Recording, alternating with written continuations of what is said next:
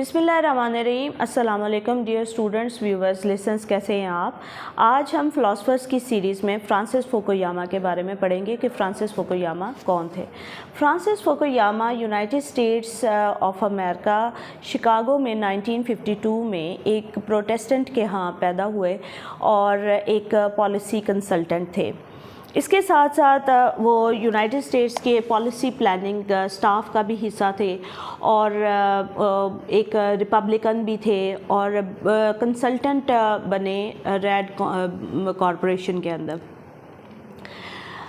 अब एक सिर्फ सियासतदान मुल्की नेशनल लेवल पे ये इम्पोर्टेंट सियासतदान थे, जैसे मैंने अभी कहा कि बहुत ज़्यादा एक स्टॉन्च किस्म के रिपब्लिकन थे, लेकिन इंटरनेशनल लेवल पे इनकी जो हुई शोहरत हुई वो उनका 1989 में आए हुए आर्टिकल जिसका नाम था एंड ऑफ द हिस्ट्री, उसकी वजह से ये प्रोमिनेंट सोशल और पॉलिटिकल एनालिस्ट के तौर पे इंटरनेशनली फेमस हो गए।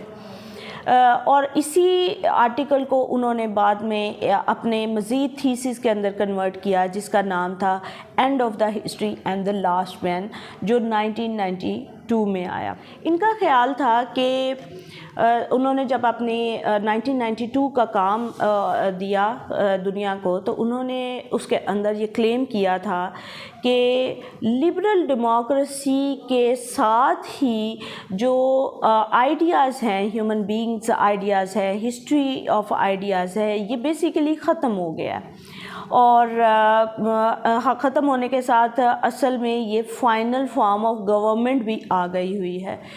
1996 में इनका एक काम था द ट्रस्ट के अंदर उन्होंने कहा कि जितनी भी फॉर्म्स हैं कैपिटलिज़म की, वो असल में ड्राइव की जाती हैं, दुनिया भर में जितनी भी कैपिटलिज़म की फॉर्म हैं वो ड्राइव की जाती हैं कल्चरल बेसिस से, जिसे उन्होंने एक नया आइडिया दुनिया को दिया और उसका नाम था सोशल कैपिटल।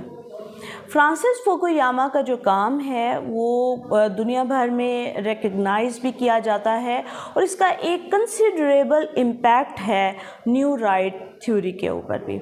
आई होप कि आपको ये मुख्तसर सा तारुफ फ्रांसिस फुकुयामा का अच्छा लगा होगा। Thank you.